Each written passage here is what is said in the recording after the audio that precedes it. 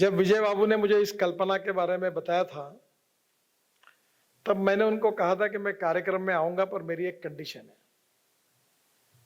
तो उन्होंने कहा क्या कंडीशन? बोला मैं कार्यक्रम में मंच के नीचे पूरे कार्यक्रम में उपस्थित रहूंगा, इस पूरे कार्यक्रम में मुझे मंच पर मत बिठाइए। पर उनका स्वभाव यही है कि वो जीत करने के बाद कोई बात मानते नहीं। आज सही अर्थ में आज हमें बहुत अच्छा मार्गदर्शन मिला है, और मैं कभी कभी आज उस बात की भी मुझे याद हो रही है कि मैं अपने स्कूल में जब था तो हमारे संस्कृत की टीचर ने हमको एक श्लोक सिखाया था,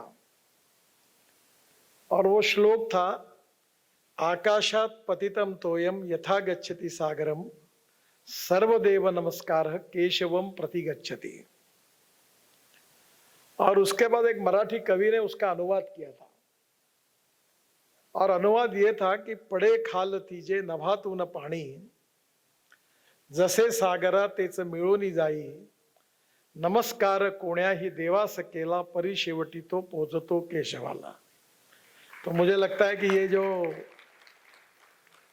जिसकी बात सब लोगों ने की है वो सभी संस्कृति का, धर्म का, संप्रदाय का, विचारों का सम्मान करना ये हमारी संस्कृति की विशेषता है। और हमारी संस्कृति किसी धर्म के साथ जुड़ी नहीं है। भारतीय संस्कृति सही अर्थ में नेचुरल सेक्युलर है, और सेक्युलर शब्द का अंग्रेजी डिक्शनरी में मीनिंग धर्मनिरपेक्षता नहीं है। सेक्युलर शब्द का डिक्शनरी में मीनिंग है सर्वधर्म समभाव, और इसलिए स्वाभाविक रूप से सब विचारों का, सब धर्म का, सब भगवान का सम्मान करना यही हमारा जीवन दृष्टिकोण है। और मैं ये मानता हूं कि जब सभी जगह पर सभी बातें अच्छी है, तो जिसका उल्लेख बहुत से आज के मार्गदर्शन में महानुभावों ने किया है कि इन सब अच्छाई को इकट्ठा करके उन्होंने उसका नाम मानव धर्म के रूप में दिया है। और मैं मानता हूं कि धर्म शब्द का भी हमारे बीच में काफी कंफ्यूजन होता है। अभी विजय दर्डा जी को पूछेंगे तो कभी वो बताएंगे कि मैं पत्रकारिता के धर्म का अनुसरण कर रहा हूं, पालन कर रहा हूं। तो पत्रकारिता धर्म कैसे हुआ? कोई कहता है शिक्षक कि मैं शिक्षक धर्म का पालन कर रहा हूं, तो ये कौन सा धर्म है? तो यहां धर्म का उपयोग जो है वो कर्तव्य के साथ किया है, उसका अर्थ कर्तव्य करके अभिप्रेत है। और इसलिए हमारी भारतीय संस्कृति में जो अलग अलग विचारधारा है उसकी विशेषता यह है कि अनेकता में एकता, यही हमारी विशेषता। और ये अलग अलग प्रकार का विचार हमारे सामने रहने के बाद भी हमारा राष्ट्र धर्म एक है, और मानव धर्म ने उसको जोड़ा है। और मैं ये मानता हूं कि धर्म की विशेषता मूल्यों के साथ जुड़ी हुई है। और जैसे हम सांस्कृतिक मूल्य बोलते हैं, जीवन मूल्य में पारिवारिक जीवन पद्धति मूल्याधिष्ठित, शिक्षा पद्धति मूल्याधिष्ठित, पत्रकारिता मूल्याधिष्ठित, व्यवसाय मूल्याधिष्ठित, तो एग्जैक्टली इस बात का संशोधन करना चाहिए कि अलग अलग जगह पर हमारे संतों ने, हमारे महात्माओं ने, हमारे आचार्यों ने, धर्माचार्यों ने जो मार्गदर्शन किया है वो कहीं ना कहीं मूल्यों के साथ जुड़ा हुआ है। और व्यक्ति के बारे में यह कहा गया है कि no one is perfect and no one can claim that he is perfect. उत्तम, अधिक उत्तम, सर्वोत्तम up to infinity. You cannot catch your own image. उसी प्रकार से कोई हमारे बीच में पूर्णांक नहीं है। पर जिन महानुभाव जिनके मार्गदर्शन में हम चलते हैं और जो मूल्याधिष्ठित जीवन पद्धति के आधार पर हमारे अपने विचारों से अपने जीवन का दृष्टिकोण देते हैं, वो आखिर उसमें काफी साम्यता है। अभी डॉक्टर वामनराव पै, इनके चिरंजीव प्रहलाद वामनराव पै बोल रहे थे, जीवन विद्या मिशन की बात कर रहे थे।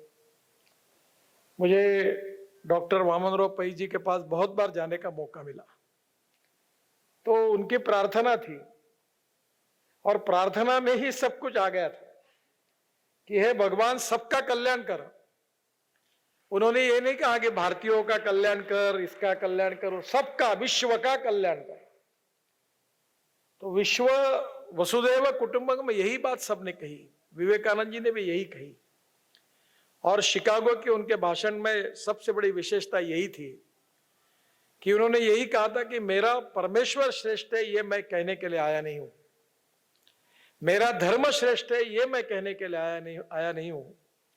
तो आप जितने लोग यहां बोल रहे हैं उनका सबका धर्म श्रेष्ठ है, उसका भगवान श्रेष्ठ है। मैं यही कहने के लिए आया हूं कि आखिर किसी भी भगवान की पूजा करने से अंततोगत्वा हमारा जो श्रद्धा है वो एक ही भगवान के पास जाती है, और यही बात मैं आपको कहने के लिए आया हूं। और इसलिए स्वाभाविक रूप से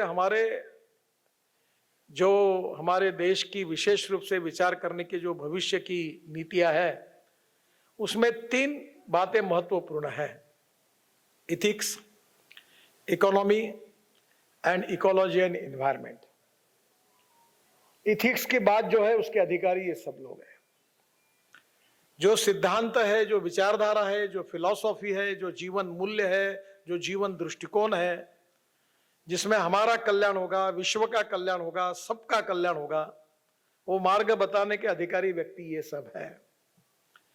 पर विश्व का कल्याण होने के साथ साथ ये भी बात विवेकानंद जी ने कही है कि no philosophy can be taught to empty stomach. तो गांव, गरीब, मजदूर, किसान का कल्याण करके भय, भूख, आतंक और भ्रष्टाचार को भी समाप्त करके सुखी, समृद्ध, संपन्न राष्ट्र धर्म का पालन करते हुए राष्ट्र भी संपन्न बनना चाहिए। तो ये काम जो है वो स्वाभाविक रूप से सरकारों का है। और इकोलॉजी और एनवायरनमेंट, ये बात हम सबको मिलकर उसकी रक्षा करनी है। तो मुझे लगता है कि आखिर सब कुछ आ गया, साधन संपत्ति सब कुछ आ गई, तो हमारे जीवन को संस्कारित करने की क्षमता, जिससे हमारा जीवन सही अर्थ में सुखी होगा, समृद्ध होगा, वो क्या है? मैं कुछ दिन पहले हमारे कामठी में हमारी सुलेखा कुंभारी जी ने एक ड्रैगन टेम्पल बनाया, वहां गया।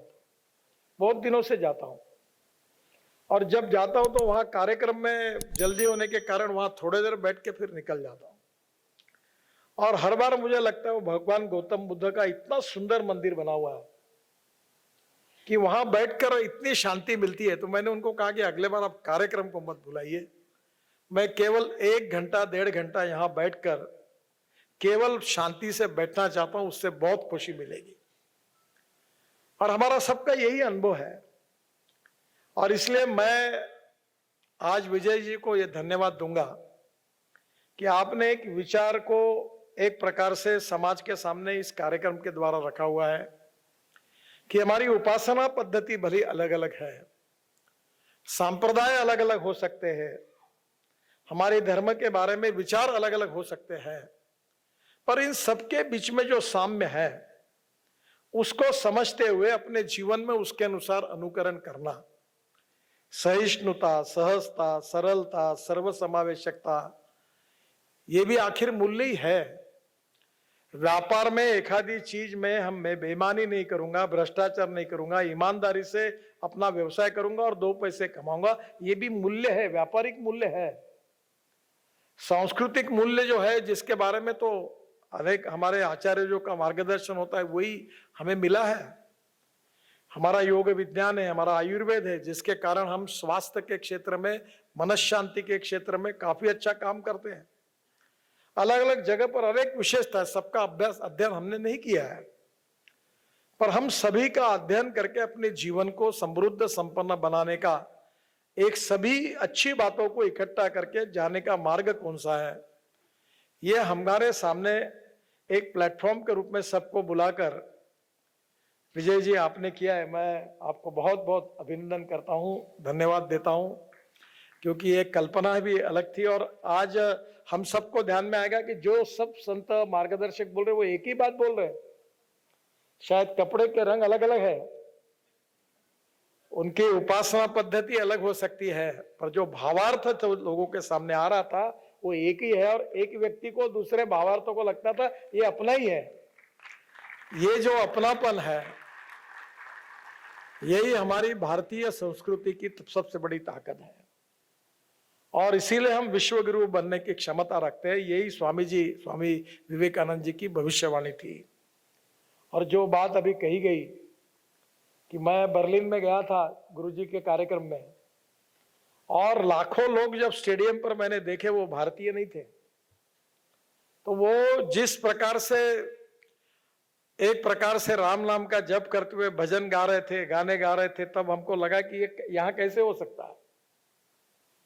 और यही बात है कि हमारा आयुर्वेद, योग विज्ञान रामदेव बाबा जी ने दुनिया में पहुंचा है। मुझे याद है एक बड़ा इंटरेस्टिंग एग्जाम्पल हुआ। एक बार मैं लंदन में थेम्स रिवर में जहाज में बैठकर अंग्रेजी एम्बेसडर और सबके बड़े बड़े लोगों के साथ चल रहा था। तो उतने में ही मुझे एक अंग्रेज ने बताया कि ये देखो ये बिल्डिंग। मैं बोला क्या है? बोले ये यूनिलीवर की बिल्डिंग है। बोला ये तो हिंदुस्तान लीवर की। बोले यूनिलीवर ये मेन कंपनी है, और एक एक उन्होंने वर्ल्ड में हिंदुस्तान लीवर और ऐसे अलग अलग कंपनियां बनाई है। मैंने बोला बिल्कुल, मैं हमारे रामदेव बाबा इनका पक्का बैंड बाजा बजा रहे हैं हमारे देश में, क्योंकि उन्होंने उसका स्वदेशी सोल्यूशन दिया। तो मुझे पूछ रहे थे, मैंने हिंदी में बात कही तो अंग्रेज एम्बेसडर मुझे पूछ रहा था कि मैं क्या कह रहा हूं। तो आज वहां भी सब जगह दुनिया में हमारा झंडा पहुंच गया है। और इसलिए स्वाभाविक रूप से ये भारतीय संस्कृति, ये रिलीजियस भी नहीं है, सांप्रदायिक भी नहीं है, ये इतिहास, संस्कृति और विरासत से मिले हुए सभी संप्रदाय और धर्म से जो मूल्य मिले हैं साधु संतों से, उसके आधार पर हमारी पारिवारिक जीवन पद्धति है। और आज उसकी विशेषता है कि उसी के आधार पर शिक्षा पद्धति भी चल रही है, और उसी संस्कार से हम भविष्य की जनरेशन को निर्माण करने की बात कर रहे हैं, जो राष्ट्र के पुनर्निर्माण के लिए बहुत ही आवश्यक है। और इसलिए मुझे बहुत खुशी है कि इन सब बातों को इकट्ठा करके आज बहुत अच्छा, यानी सभी पवित्र नदियों का जैसे संगम होता है, वैसे सभी पवित्र विचारों का एक विचार संगम इस कार्यक्रम के निमित्त यहाँ विजय बाबू ने किया। मैं उनको हृदय से बहुत बहुत धन्यवाद देता हूँ। और आए हुए संतों को, हमारे सभी प्रमुख मार्गदर्शक संतों को विशेष रूप से मैं हाथ जोड़कर अभिवादन करता हूं। और निश्चित रूप से नागपुर की जनता की ओर से, यहाँ के सांसद होने के नाते भी उनका स्वागत करता हूं। और हमारे जीवन में अच्छा कार्य करने के लिए, जो समाज अनुकूल है, राष्ट्रानुकूल है, युगानुकूल है, ऐसा अच्छा कार्य करने की शक्ति उनके आशीर्वाद से हम सबको मिलेगी, इसी विश्वास के साथ अपनी बात को समाप्त करता हूं। धन्यवाद। Subscribe to Nation Next YouTube channel and press the bell icon to get regular updates from Nation Next. Also like Nation Next Facebook page and follow us on Instagram and Twitter.